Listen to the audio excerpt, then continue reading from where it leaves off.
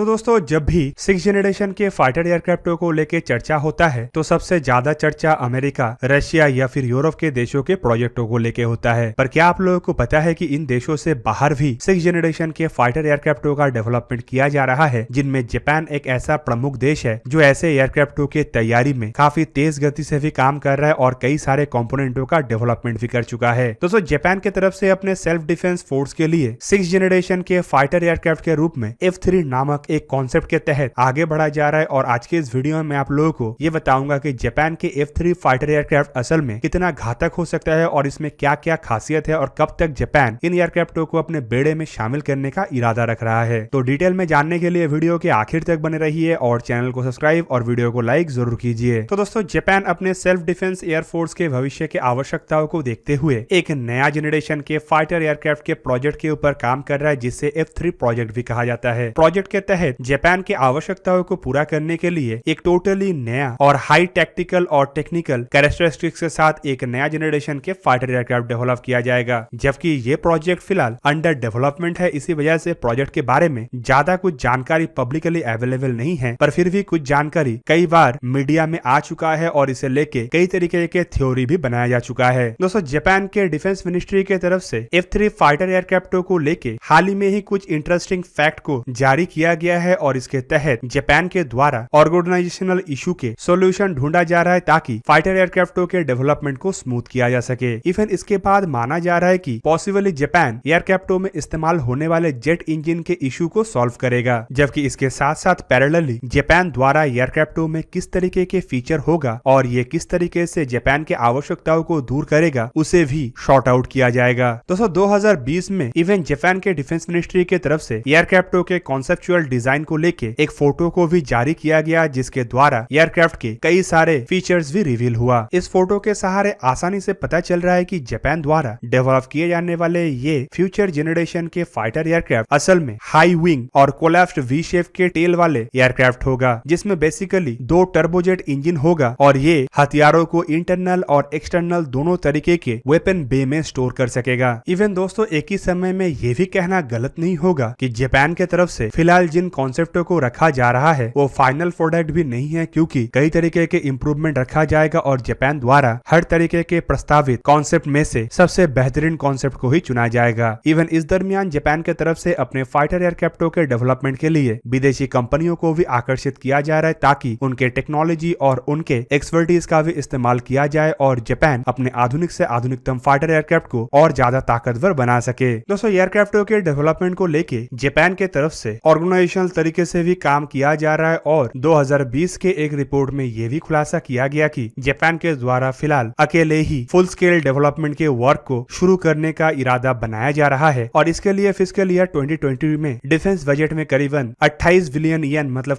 करीब 250 million US$ से भी अधिक अमाउंट एयरक्राफ्टों के डेवलपमेंट के लिए रखा गया। इवन ये जो फंडिंग है ये आने वाले फिस्कल ईयर्स में भी आहिस्ता आहिस्ता बढ़ाया जाएगा और प्रोसेस होने के साथ फंडिंग को भी जोड़ना शुरू किया जाएगा। इवन जापान के मित्सुबिशी हेवी इंडस्ट्री को ऑलरेडी F3 फाइटर एयरक्राफ्टों के डेवलपमेंट का लीडिंग कंपनी के रूप में अपॉइंट भी किया गया है, जबकि खबर ये भी है कि अन्य कंपनियों को भी प्रोजेक्ट में जोड़ने का तैयारी किया जा रहा है, जिनमें फॉरेन कंपनीज भी शामिल है। इवन इसी साल जापान के डिफेंस मिनिस्ट्री की तरफ से पोटेंशियल फॉरेन कस्टमरों को भी ढूंढा जा रहा है, जिनमें BAE सिस्टम, एयरबस और लॉकहीड मार्टिन जैसे कंपनी दौड़ में सबसे आगे है। इवन दोस्तों मीडिया में यह भी चर्चा है कि F3 फाइटर एयरक्राफ्टों को डेवलप करने के लिए एग्जिस्टिंग विदेशी कंपनियों के फाइटर एयरक्राफ्टों से आइडियाज को और इक्विपमेंटों को भी हासिल किया जा सकता है, लेकिन ये डिपेंड करता है कि मित्सुबिशी कंपनी के साथ कौन से विदेशी कंपनी समझौते के तहत आगे बढ़ेगा। दोस्तों ये भी अभी तक ऑफिशियली खुलासा नहीं किया गया है कि संभावित ऐसा कुछ कार्य करने के लिए जापानीज अधिकारी तैयार है कि नहीं। इवन विदेशी कंपनियों के साथ कोलैबोरेशन के तहत टेक्नोलॉजी हासिल किया जाएगा कि नहीं, इसका भी जानकारी ऑफिशियली अभी तक नहीं दिया गया। दोस्तों एयरक्राफ्टों के डेवलपमेंट या प्रोटोटाइप कंस्ट्रक्शन को लेके जिन खबरों का खुलासा किया गया है उनके मुताबिक फिलहाल F3 प्रोजेक्ट अंडर डेवलपमेंट है और अभी भी इन एयरक्राफ्टों के कंप्लीट डॉक्यूमेंटेशन के लिए कुछ साल और इंतजार करना पड़ सकता है। इवन उसके बाद ही प्रोटोटाइप कंस्ट्रक्शन का काम संभव हो पाएगा। इवन खबर तो ये भी है कि प्रोटोटाइप के ऊपर काम इस दशक के मध्य तक मतलब 2025 तक ही संभव हो पाएगा और उसके बाद और कुछ साल तक इंतजार करने के बाद एयरक्राफ्टों के फर्स्ट फ्लाइट का संभावनाएं हैं और इसीलिए माना जा रहा है कि कि इस दशक के अंत तक ही एयरक्राफ्टों को दुनिया के सामने लाना संभव हो पाएगा। दोस्तों F3 जैसे फाइटर एयरक्राफ्टों के कॉन्सेप्ट भविष्य में जापानीज एयरफोर्स के पूरी शक्ल बदलेगा और जापानीज एयरफोर्स के बेड़े को आधुनिक भी बनाएगा। खास करके जापान में इस्तेमाल होने वाले पुराने फाइटर एयरक्राफ्टों को रिप्लेस करने के लिए ही इन एयरक्राफ्टों का इस्तेमाल किया जाएगा और अभी से ये भी चर्चा है कि संभावित जापान द्वारा F3 फाइटर एयरक्राफ्टों का इस्तेमाल करते हुए F2 जैसे फाइटर एयरक्राफ्टों को ही रिप्लेस किया जाएगा। दोस्तों यहाँ पे आपके जानकारी के लिए बता दूं कि F2 असल में F-16 फाइटर एयरक्राफ्टों के जापानीज वर्जन है, जिसमें कई तरीके के जापानीज स्पेसिफिक मॉडिफिकेशन के साथ इन एयरक्राफ्टों को 1996 से ही प्रोड्यूस किया जा रहा है। और दोस्तों इसी वजह से ये एयरक्राफ्ट अब जापानीज एयरफोर्स में काफी पुराना हो चुका है, लेकिन जापानीज एयरफोर्स के ताकत को बरकरार रखने के लिए इंडस्ट्री द्वारा लगातार एयरक्राफ्टों को मॉडर्नाइज भी किया जा रहा है। इवन खबर तो ये भी है कि जापान के ये F2 एयरक्राफ्टों को आने वाले 10 से 12 साल के अंदर रिप्लेस करने का आवश्यकता है और इसी वजह से जापान के द्वारा F3 प्रोजेक्ट को भी आगे बढ़ाया जा रहा है। F3 फाइटर एयरक्राफ्टों को खाली अन्य एयरक्राफ्टों को रिप्लेस करने के लिए ही तैयार नहीं किया जा रहा है, बल्कि इसमें एक बहुत बड़ा हिस्सा भविष्य के आवश्यकताओं को भी रखा गया। इसी वजह से F3 फाइटर एयरक्राफ्टों को टोटली 6th जनरेशन के फाइटर एयरक्राफ्टों के फीचर्स के साथ जापान द्वारा डेवलप किया जाएगा, ताकि ये भविष्य में जापान के आवश्यकताओं को पूरा कर सके और जापान के इफेक्टिविटी को भी बरकरार रख सके। दोस्तों फिलहाल जापानीज बेड़े में इस्तेमाल होने वाले किसी भी एयरक्राफ्टों के तुलना में F3 फाइटर एयरक्राफ्ट कम से कम एक जनरेशन आगे होगा, जबकि खाली जनरेशन वाइज नहीं बल्कि टेक्निकली भी ये किसी भी अन्य जापानीज एयरक्राफ्टों की तुलना में सुपीरियर होगा। रिपोर्टों के मुताबिक जापान द्वारा कई तरीके के फाइटर एयरक्राफ्टों का इस्तेमाल किया जाता है, जिनमें सबसे अधिक मात्रा में F-15J और F2 मतलब F-16 के जापानीज वेरिएंट का इस्तेमाल होता है, जो बेसिकली एक 4th जनरेशन के फाइटर एयरक्राफ्ट है। और जापान इसके अलावा अमेरिका से 5th जनरेशन के F-35 जैसे एयरक्राफ्टों को भी परचेस कर चुका है। पर F-35 से जहां पे F-3 एक जनरेशन आगे होगा, तो वहीं पे सबसे अधिक मात्रा में इस्तेमाल किए जाने वाले फाइटर एयरक्राफ्टों के तुलना में यह नया एयरक्राफ्ट करीबन 2 जनरेशन आगे होगा। दोस्तों जापान के तरफ से अमेरिका से करीबन 150 F-35 फाइटर एयरक्राफ्टों को खरीदा जा रहा है, जिनमें 2 से 3 एयरक्राफ्टों का डिलीवरी ऑलरेडी हो चुका है। इन एयरक्राफ्टों में ज्यादातर एयरक्राफ्ट जहां पे F-35A है, तो वहीं पे जापानीज नेवी के लिए करीबन 42 F-35B एयरक्राफ्टों को भी हासिल किया जा रहा है। जापान के कई हद तक जरूरतों को और टेक्नोलॉजिकल सुपीरियरिटी को F-35 एयरक्राफ्टों के द्वारा पूरा किया जाना संभव है, लेकिन दूसरी तरफ अगर चाइना के बढ़ते हुए पैसिफिक ओशन के अंदर कदम को देखा जाए तो इसे काउंटर करने के लिए जापान को सेल्फ रिलायंस भी होना आवश्यक है। दोस्तों आपके जानकारी के लिए बता दूं कि द्वितीय विश्व युद्ध के बाद जहां पे जापान के ऊपर मिलिट्री को लेके कई तरीके के प्रतिबंध लगा हुआ है, तो वहीं पे अगर जापान द्वारा F-3 फाइटर एयरक्राफ्टों को डेवलप किया जाता है, तो यह द्वितीय विश्व युद्ध के बाद जापान द्वारा डेवलप किए जाने वाले सबसे पहला और प्रमुख फाइटर एयरक्राफ्ट होगा। इवन इससे पहले जापान के तरफ से F-3 फाइटर एयरक्राफ्टों के डेवलपमेंट के प्रोसेस को जांचने के लिए जहां पे X2 नामक फाइटर एयरक्राफ्ट के कॉन्सेप्ट को जहां पे डेवलप किया गया, तो वहीं पे जापान के तरफ से X2 से कई तरीके के नॉलेज को लेते हुए ही नए एयरक्राफ्टों के डेवलपमेंट किया जाएगा। दोस्तों आपके जानकारी के लिए बता दूं कि जापान द्वारा साल 2009 से लेकर 2016 के दरमियान मित्सुबिशी कंपनी के मदद से X2 नामक एक stealth experimental technology demonstration aircraft का डेवलपमेंट किया गया था। फिलहाल ऐसे एक ही प्रोटोटाइप का निर्माण किया गया और जापान के द्वारा एयरक्राफ्ट का फर्स्ट फ्लाइट 22 अप्रैल 2016 को किया गया। इन एयरक्राफ्टों को एक 5th जनरेशन के फाइटर एयरक्राफ्टों के साथ आसानी से कंपेयर किया जा सकता है और इनमें कई तरीके के 5th जनरेशन के फीचर्स भी अवेलेबल था। पर जापान की तरफ से अपने आवश्यकताओं को देखते हुए इन एयरक्राफ्टों के प्रोजेक्ट को आगे नहीं बढ़ाया गया, बल्कि इन एयरक्राफ्टों से सीख लेते हुए और एक नया कॉन्सेप्ट को आगे रखा गया। दोस्तों आपके जानकारी के लिए बता दूं कि अगर जापान द्वारा X2 कॉन्सेप्ट को आगे बढ़ाया जाता, तो संभावित अब तक जापान खुद का 5th जनरेशन फाइटर एयरक्राफ्ट को डेवलप करते हुए अमेरिका, रशिया और चाइना के बाद चौथा ऐसा देश बन गया होता जो खुद का 5th generation fighter aircraft develop कर सका हो। पर जापान का प्लान एक लॉन्ग टर्म प्लान है और जापान 5th जनरेशन से आगे का सोच रखता है। तो दोस्तों ये था आज का वीडियो। अगर आपको वीडियो अच्छा लगा तो उसे लाइक कीजिए और मेरे चैनल को सब्सक्राइब कीजिए और साथ में बना हुआ बेल आइकन को भी प्रेस कर दीजिए, ताकि आप मेरा वीडियो देख पाए सबसे पहले। जय हिंद।